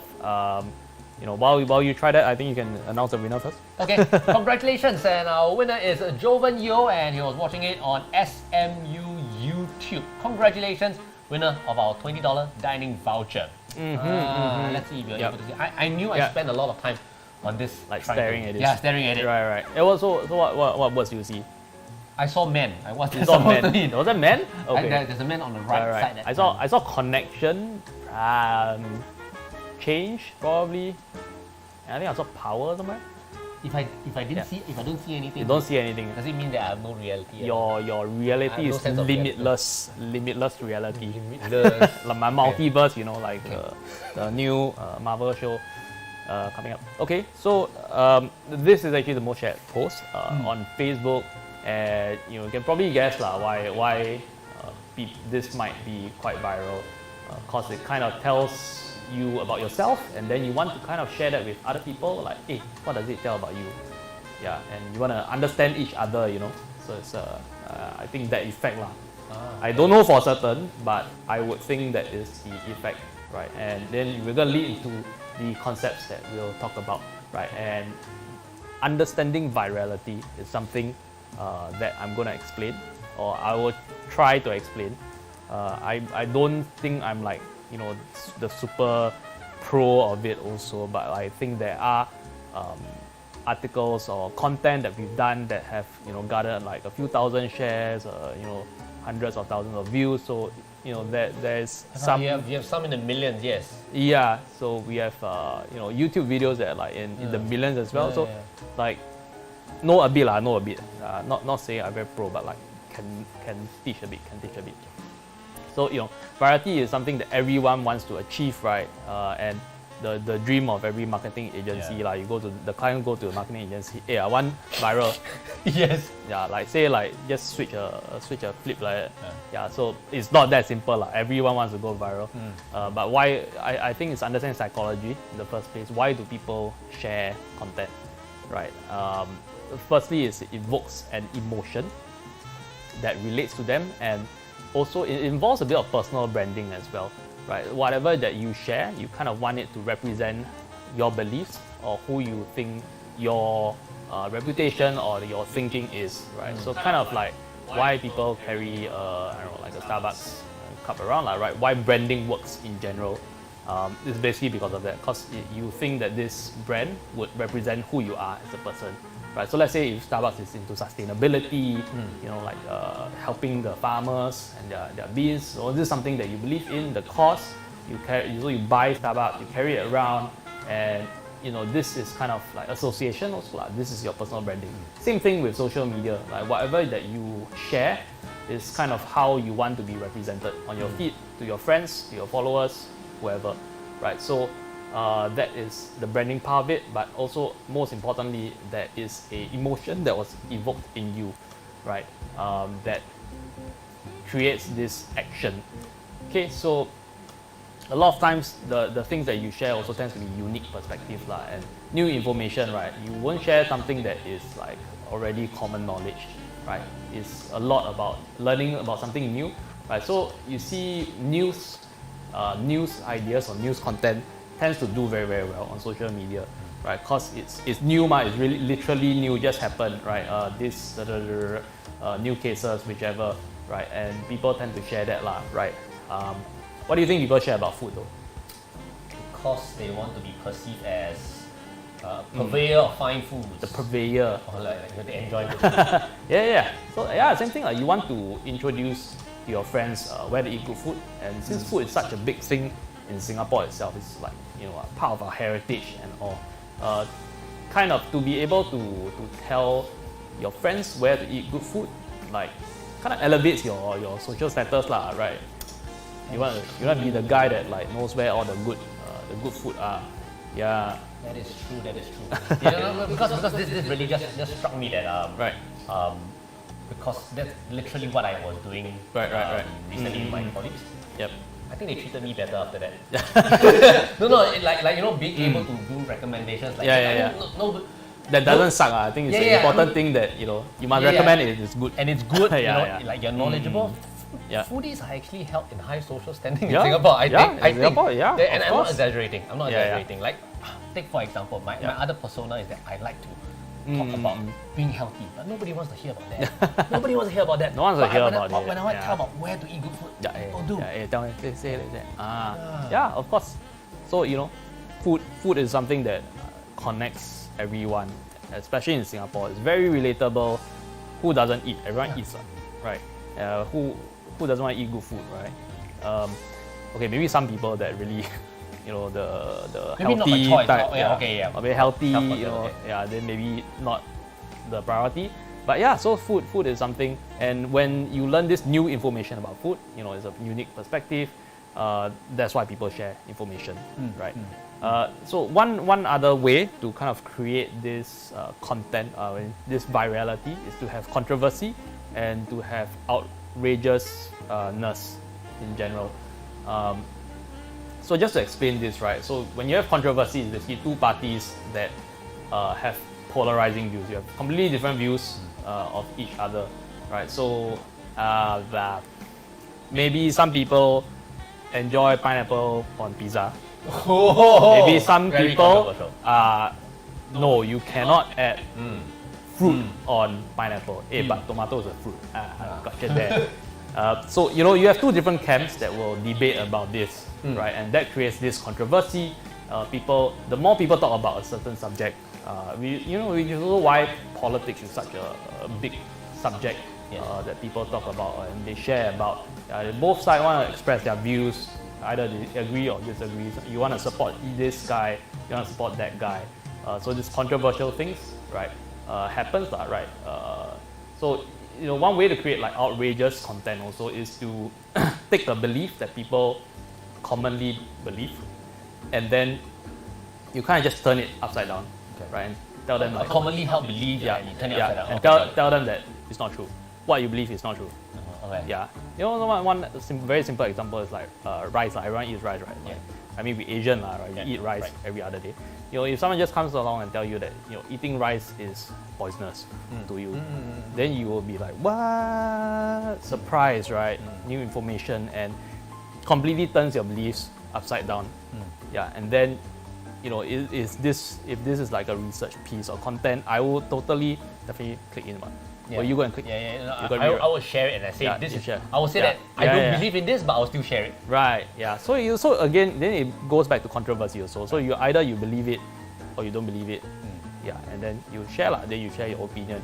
Yeah. This is nonsense. This content. Yeah. But then if you do believe it, oh my God, guys, do you see this? This is a very anti, I think, chat group.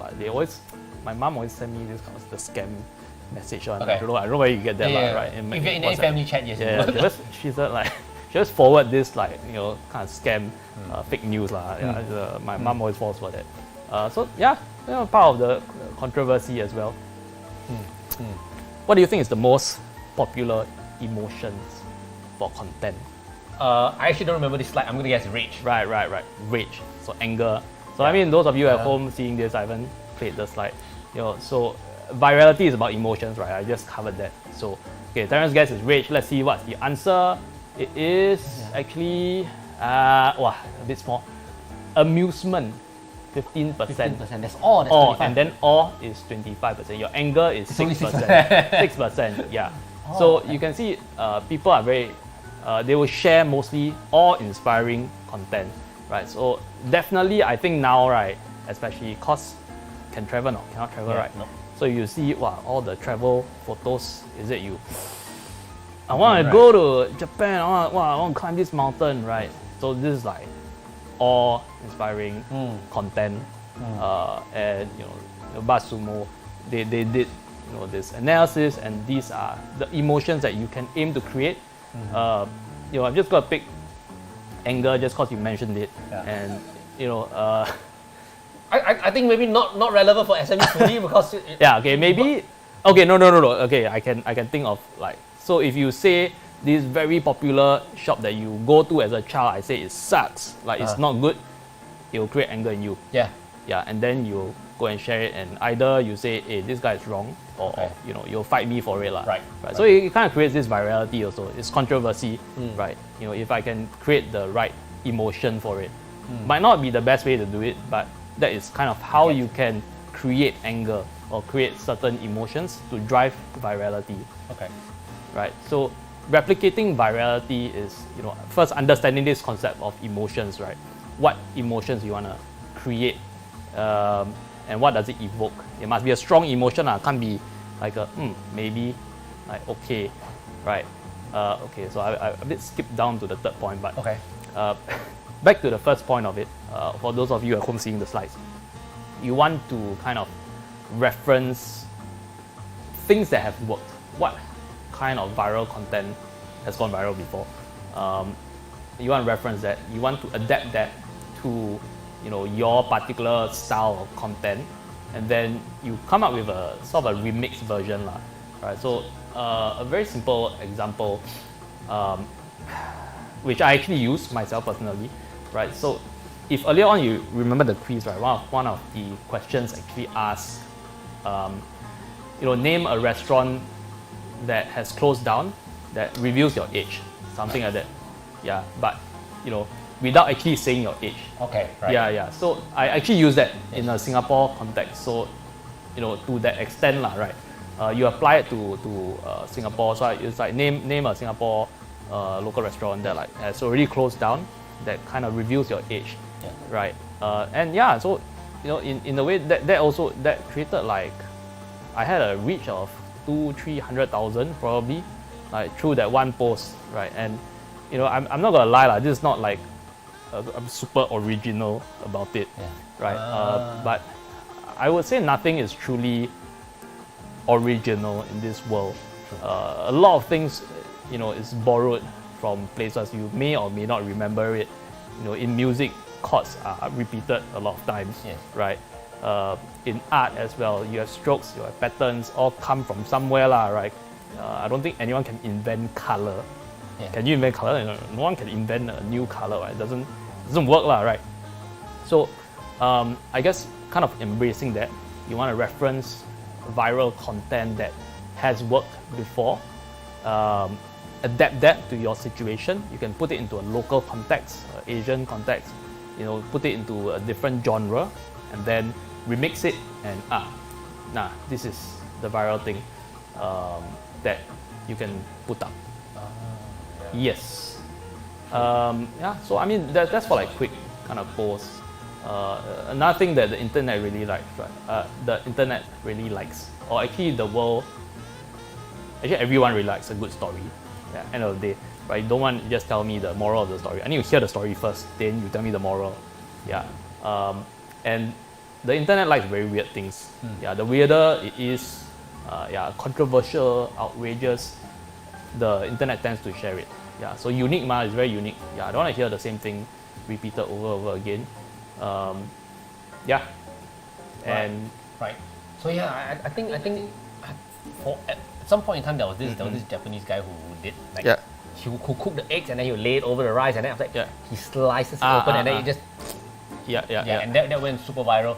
I think someone found someone local who could do it. Right. And that got pretty viral as well because that worked, right? So you don't have to be all that original, but you have to reference, adapt, remix, you must know how to replicate, right? So I mean that was actually omu rice from Osaka. It's an omu rice from Osaka, super famous. It's damn hard to get into. But so you replicate that in Singapore. I mean, may not work long term, but like at that point probably get the fast cash. Get the fast cash, and like trend dies in, change a different trend. I mean, there's a fair bit of restaurants actually also doing that, of course. Even fashion brands, right? Like you see whatever is trending, like next thing you know, next month it's like it replicate already, mass market, or come out in all the huge retail outlets already. So I mean, adaptability is something to take note of. But of course, if you can, by all means, create your own super original idea, go ahead, right? But I would say a lot of viral ideas are a mix of ideas, right? From somewhere, someone, there's this element here, there's this element here, you put it together. Again, with my branding, I like to chum everything into one, combine all your talent, then this is a new product already. So that is my take on virality lah, right? And then Fair point. Fair point. you know, then we link back to strong emotions, like what you need to consider lah. Does this content or whatever you're creating or whatever you're posting, does it create emotions, right? And are they strong enough? Right, so we're going into And with that, we've got quiz number 4. Once again, if you've stayed with us throughout the entire workshop, you know how this works. But if you just join us, all you have to do is to type your MCQ answer once we flash the question. And once again, it's not the fastest that wins. You just have to be you just have to answer within the 20 seconds when we flash up the answer. Okay. Remember to actually take a screenshot of your answer so that you can actually send it off to an email to claim your prize. Okay. With that, let's take a look at question number 4. Quiz number 4, please. Question number 4. Let's go. Oh, which headline about BTS X McDonald's had the most shares? Is it A, B, C, or D? You can type in your answers already, either A, B, C, or D. I'm just going to read out for you. Is it A, McDonald's BTS meal lands in Singapore without the band? B, McDonald's BTS meal sells out in 5 minutes, no BTS logo paper bag. What an outrage. C, McDonald's BTS meal sells out, scalpers resell packaging online. Or is it D, McDonald's X BTS meal available from today in Singapore via delivery only? So which one do you think had the most shares? A, B, C, or D? This one. I thought it was quite easy. They were all, I think they were all legit headlines. Yeah, definitely. Right? But one of them stood out because it had the most number of shares. Right. Remember what I talked about right earlier? Emotions. Yes. Which headline gave you the most emotion? And that is going to be your answer. Right. Which is rage, right? Isn't it rage? Is it rage? Is it? I think so. Is it sadness? Is it what are you feeling? Is it Okay, depression? let's see. Right. If, maybe A is okay.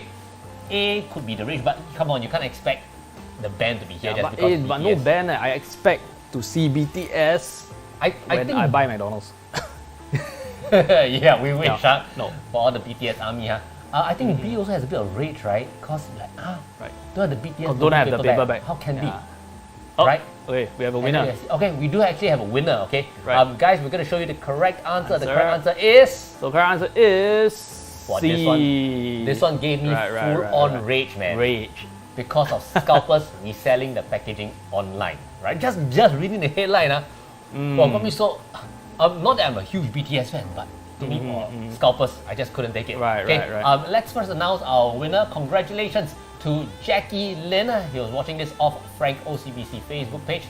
Congratulations to you. And all you have to do is take a screenshot of your answer, right, and send it over to smulivefoodie@gmail.com. Congratulations, right? So we now head into Congrats. the next part of the workshop. Yes, congrats to Jackie. And we're gonna apply similar concepts we talked about. We're just adding in more ideas.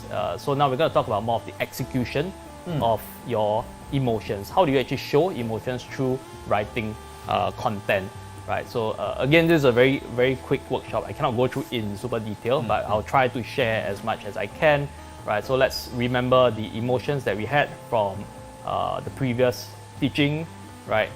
And right, so I'm going to give you guys the quick hack here, right? So the title, headline plus photo is 80% of your virality success. Really? 80% is based purely on that. Makes sense, huh? Yeah, purely on that, right? You can have the same content which we've just shown. These are all real headlines from different media. I didn't make this up. It's all from different publications in Singapore, and you can see how people chose to write their title, write their headline. It's literally the same thing, but some people went for different angles, and the results really speaks for itself, right? The one that had the most emotion, it created that anger, like, oh, how can you resell this item when it's already sold out, and people are trying to get it, but you're reselling it for like 10 times the price online. That's like the emotion in addition to I would say the hype, the sadness lah, cause sold out ma. So now you sad and then you angry some more. Okay. Cause now you cannot buy, then someone selling for 10 times the price. Wow. Lui. Right. So right. emotions come into play, and by example, the same content, literally we talked about the same things. This for my publication as well, right? We can be writing about the same opening, the same restaurant, but if we don't pick the title correctly, we don't write it correctly, the shares will go to the publication that most manage to create emotions from the title, right? So it's an art form in itself, I would say. Is, right? Yeah, 80% of success is really headline and photo, right? But I think photo, after a while, everyone kind of gets it, right? How to take like nice food photo. Yeah, so. But now is it necessary that you must put? They always have the content presenter. They always have the shock face that, and then they will have that. I don't know, that food there. That seems to be the trend, especially on, say, for example, maybe YouTube. I think it depends on your branding lah. Do you want to push more of like the personality, like the human itself, or is it more on the food itself or the restaurant? Like for us, we focus more on the actual restaurant or the dish or the food rather than the host in the photo lah. Okay. Right? So it depends on what your strategy is. Yeah. So I mean, not to say some kind of personality or human contact is bad. Right, it's just not overdoing it, right? And focusing on what is the thing that you want to share. So, one of my small pet peeve, right? I have to confess is like when I see some models, like male or female, depends, like trying to introduce this thing, right? Which is so small, and they say, hey, the new hamburger from whatever, but like so the whole photo is this big, right? Then they hold like then the 80% of the photo is their face, or like maybe they're waiting for their fans, or some cleavage or not, right? So that's my small pet peeve. A bit annoys me. Like the focus is not on the product they're trying to show, right? It's really like more of them. Okay. Yeah, but I mean maybe they're writing for their fans then. Yeah, I guess yeah. Maybe it's more of like a fan service, who knows, right? Okay. So again, we talk about clickbait content, which is really how you write your titles, right? How you create emotions through your titles, right? So if you notice, one of the things I did earlier is to tell you an expected outcome and then add on a line that's like, the results will shock you, right? These are common tactics that people use in their title writing, right? They kind of bait you along, right? Oh, guess what happened here? Then they add in this, they create suspense through the language, right? And tell you, this will surprise you, or you've never expected this to happen. Then you're curious, then you go in and go and see, what's it, right? I think one note about that is not to oversell the hype, right? When you oversell it, then I'll get quite annoyed, right? Go in there, like that, very normal, nothing much, yeah. But these are ways that your words can create hype already, yeah. And these are things that can't really be expressed through photos. Like photos do serve a different purpose, but yeah, the titles is kind of what can, I would say, push the imagination further. Right. So it's like photos are kind of, they just back up the title headline. Right. Yeah. So both are important, of course. Like it kind of goes hand in hand. Sometimes, I mean, in social media, preview images, right? Like the text is in the photo itself also.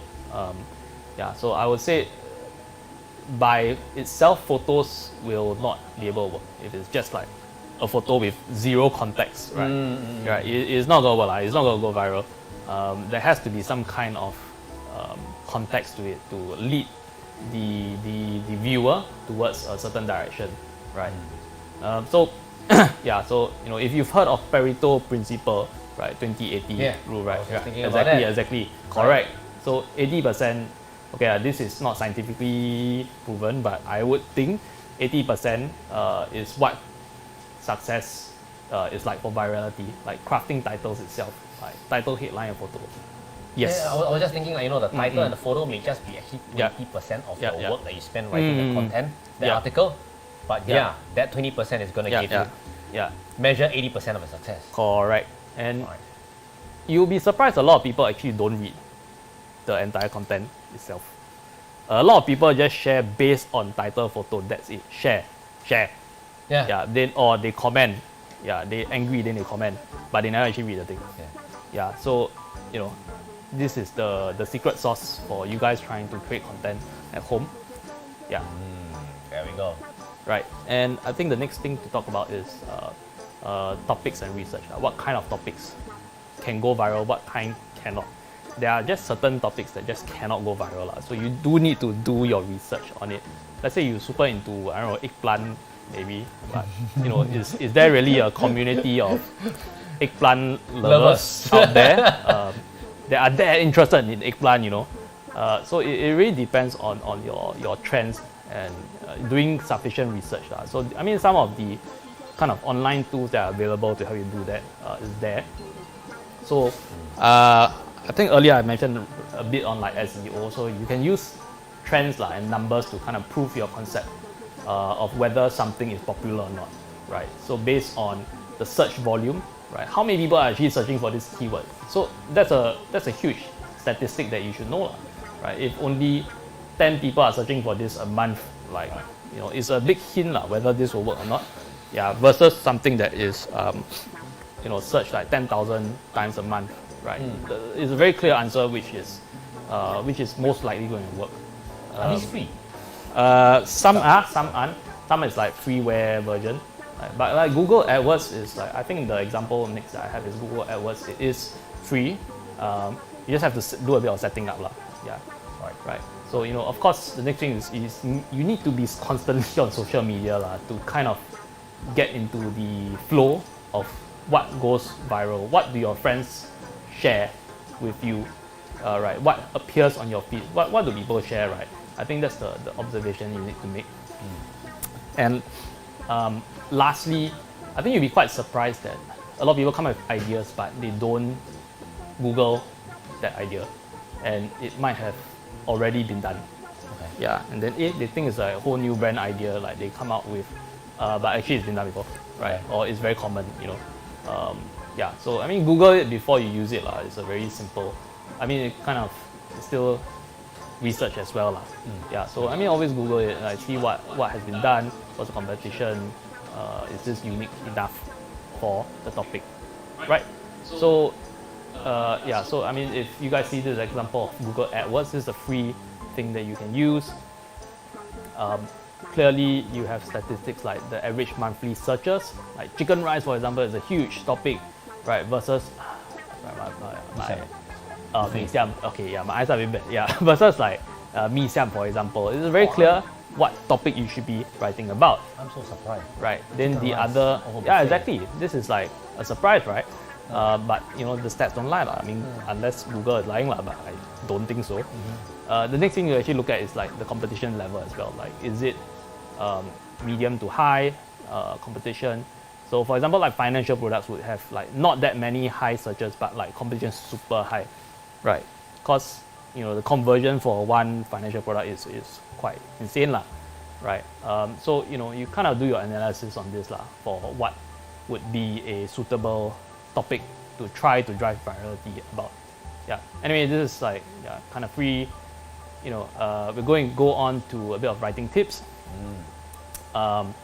People on the internet or on social media have very, very low attention span, right? So what you want to do is keep it short. Don't write a novel in your social media caption, right? What we do basically is the caption or the title or the image captures the attention, and then you want to read more, you read the site, the website itself. That's where all the details are there, right? But I'm not going to spam all the information into the caption itself or into the title, right? So title and all is really, you want to keep it short. Captions as well. Even for text, you want to break up structure. A lot of times, if you really observe, people read. It's commonly the text that you commonly see online is like 2 lines, 3 lines. No one goes like 8 lines, 10 lines of text, because like you look at it, you hate it. You don't want to read it, turn off, right? So you want to break it up. Present your tone and personality, of course. Again, does it create conversation? A very simple way is just ask a question, right? Then just ask a question in your caption, right? And lastly, just ask yourself, would you actually share this, right? Right. If you yourself as the creator won't share this, then you don't have a winning viral content. in the first place, right? So this is roughly like writing tips. Of course, all my publication does is write. There's a lot more information, but for the sake of this workshop, we will be moving on. But if we do actually, sorry, once again, I need to go stand back again. Yes. Sorry. So because the thing with SMU Foodie, it's centered around creating videos. This will still apply, right? Take, for example, to break it up, you don't want to have the presenter at one go talk about one single thing for extended periods of time. So that applies. It still applies even in videos, right? Yeah, kind of. I mean, videos also can be structured. In fact, like many videos work with text, right? How do you want to put in your text also? It doesn't have to be like a host video. It can be just like imagery and then like you have words. So you imagine like your video got one whole paragraph of words come out, like it's not readable, right? Right. Yeah. So I mean, this generally would apply to even like a video context as well if you include text. But yeah, you want to again just note that people's attention span is very short, lah. You want to keep it as easily digestible as possible. Okay. Right. So last quiz. Last quiz. Your last chance to win $20 of dining vouchers. Once again, if you've been staying with us throughout this workshop, you know this is very simple. MCQ question. Once you see the question appear on screen, just type it in the comments. And remember, please only type in one answer. If you type in multiple answers, we will not allow you to win, right? And if you are indeed the winner, please remember to screenshot your answer so that you can send it to the email which we'll provide you with after we've announced the winner. Okay, so ready? Okay, quiz number ready. 5. Let's go. Quiz of the night. Very easy one. Which photo has the most likes? This is not a trick question, huh? Just tell us which photo do you think? Which photo has the most likes? A, B, C, or D? No trick question, guys. Just think which one will have the most likes. Simple as that. That's probably more of a speed thing at this point. Yeah. I mean, but so long as you are within the first 20 seconds, you've got a good chance of winning it. So it could be anyone, okay? Whether you're watching us from the SMU Live YouTube, or if you're watching us from OCBC Frank YouTube or OCBC Frank Facebook page, you've got a chance to win it. Okay, so guys, tell us which photo has the most likes. Probably D, I think. Why not, right? Maybe D. People love text. Yeah. They love it. Probably D. Egg prata. It describes exactly what it is, so you don't have to guess what is the dish. Yeah. And actually, among all the food items there, that is my favorite, man. Yeah, so, egg prata. I'm not just being fair. Oh, really? Okay. Yeah.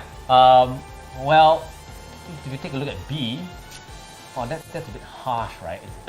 I think it's difficult to take a good photo of that, isn't it? It's a difficult dish to take a photo of.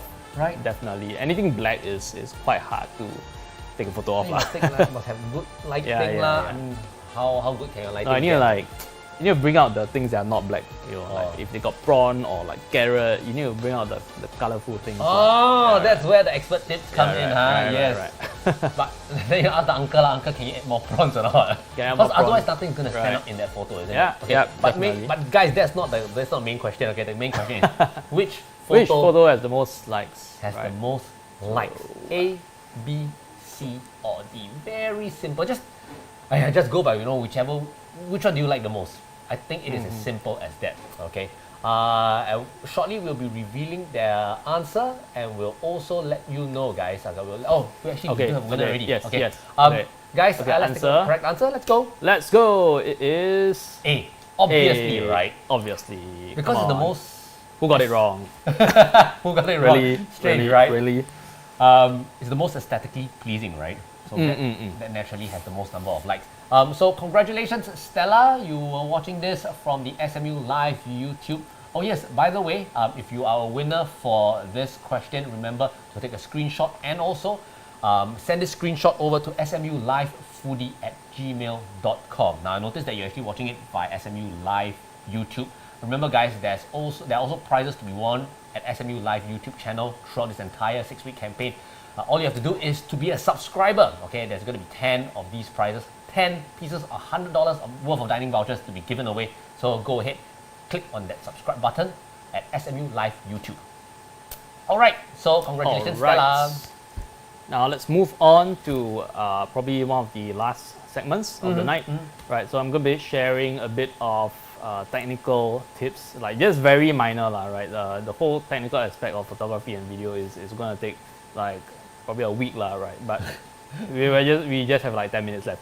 So to go into it, some of the tools that you need to take photos, to take videos, people think that you need a professional DSLR and whichever. Not true.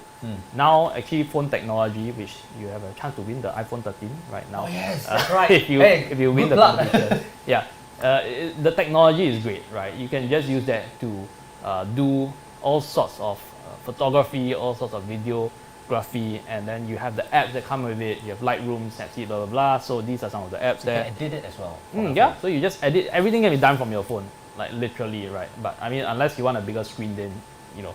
But it is very easy to do it. You just need a camera. There's a saying, what is it?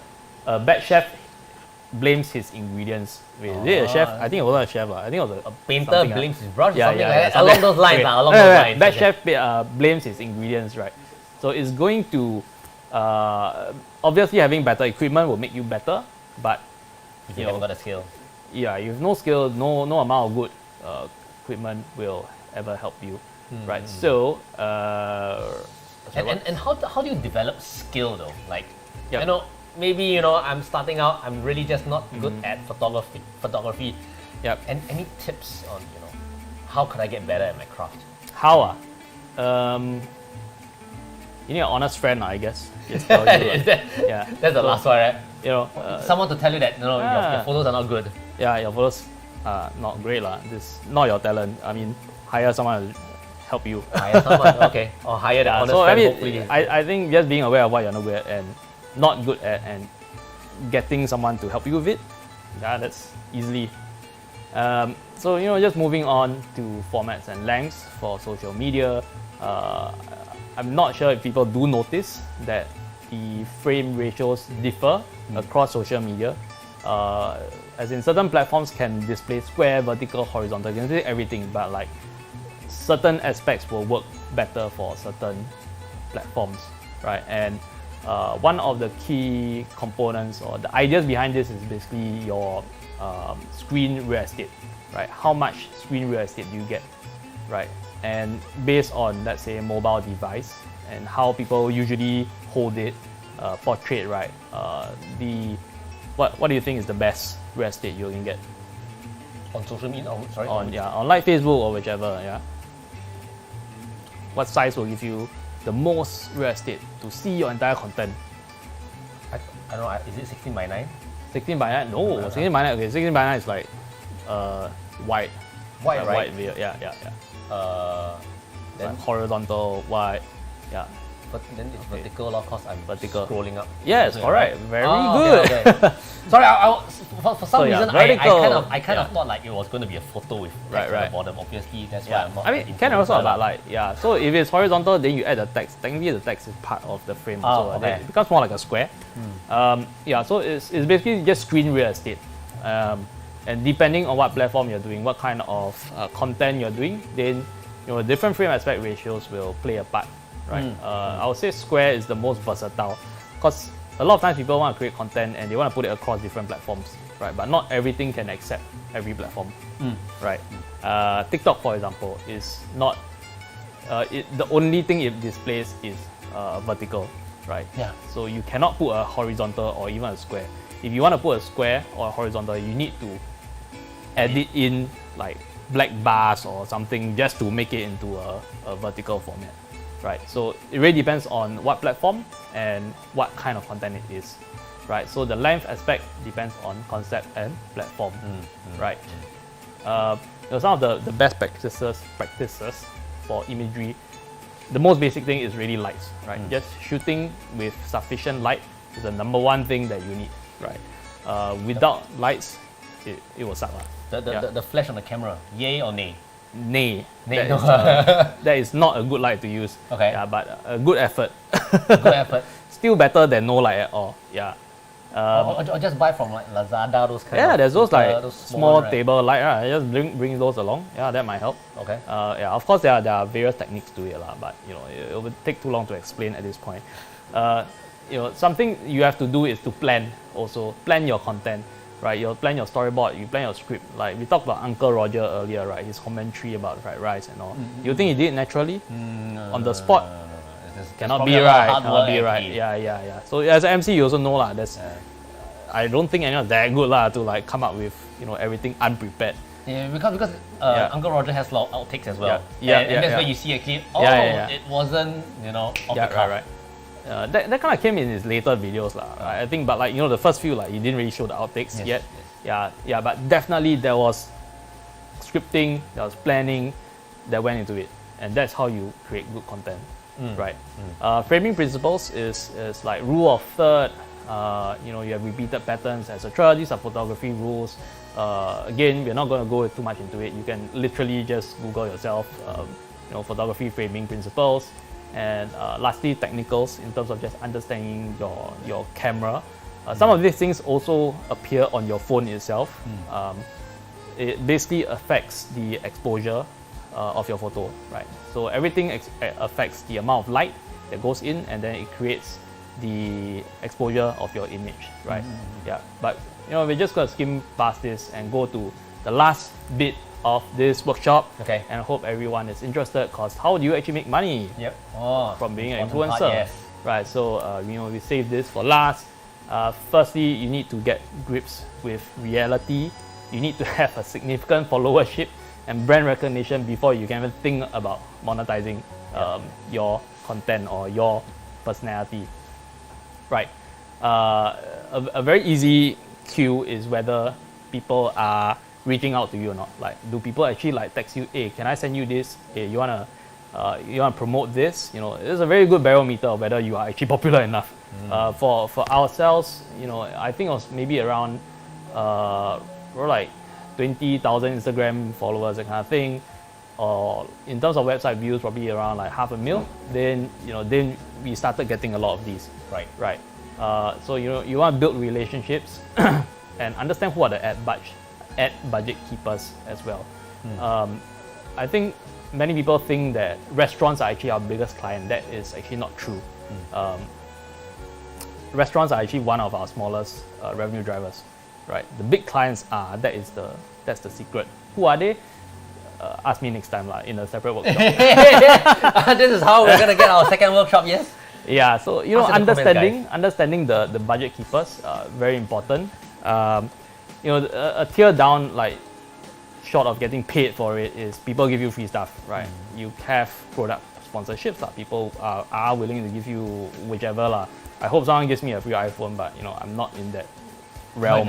I'm not in the tech sphere, the tech area lah, unfortunately, so I don't get a free iPhone.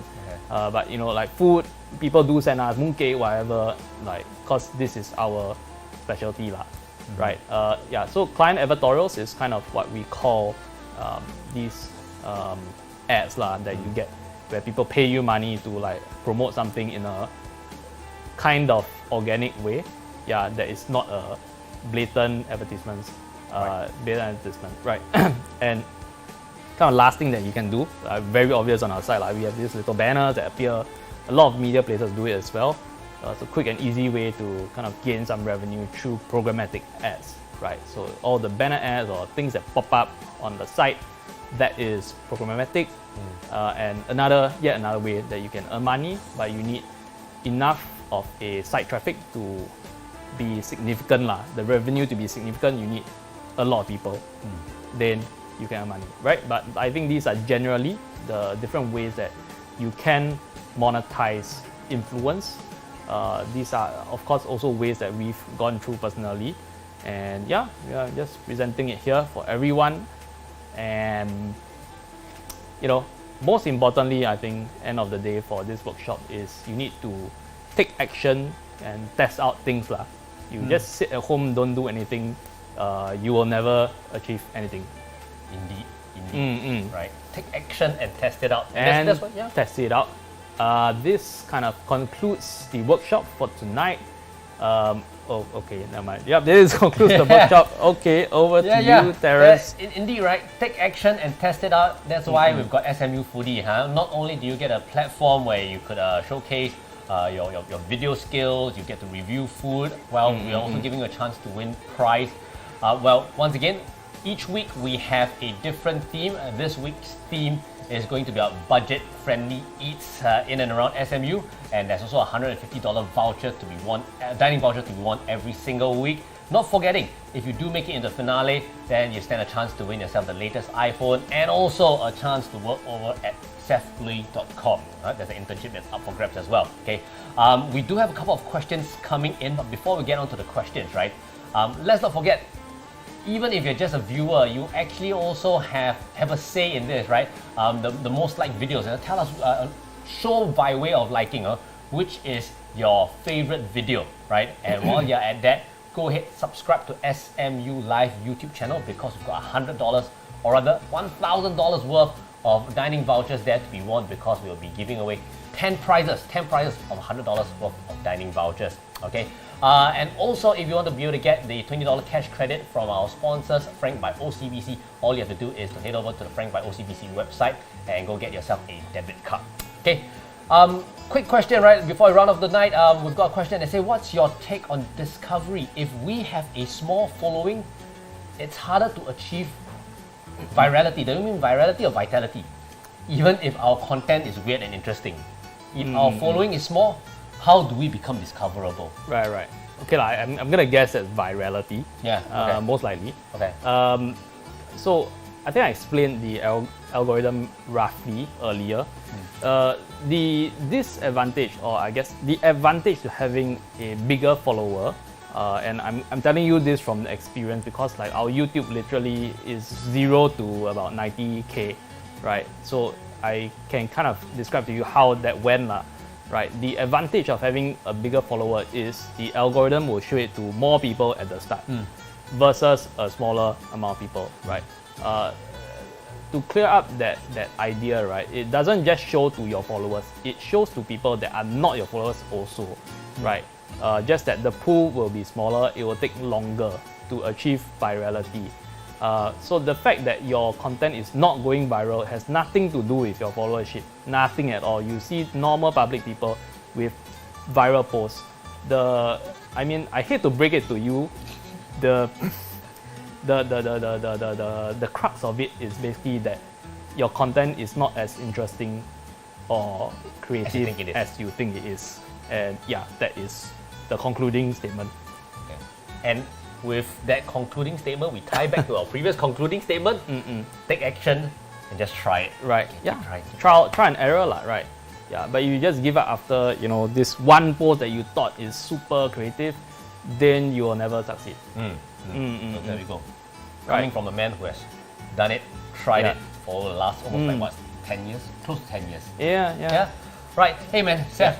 Thank you so much, man. Unfortunately, we have literally ran out of time. Are we out of time? Sorry, we ran out of time. We overrun already. I know 1.5 hours. Really not. Really tight. I thought it was going to be a lot of time to talk about so much content, but no, we just barely skimmed the surface, right? Hey, you know what? Thank you so much, Seth, for for being here at this workshop here today. We really literally started off SMU Foodie with a bang here tonight, right? Yep. So thank you so much for joining us, and also thank you to all our viewers. And remember, head on to the SMU Life YouTube page, subscribe, and you get a chance to win those $100 dining vouchers. And also, big thank you to our sponsors, Frank by OCBC. You get a $20 cash credit just by signing up for their debit cards. All right. So with that, we are gonna sign off, right? And this is Seth. My name is Terrence, and we wish you guys a good night. Bye bye. Thank you, everybody.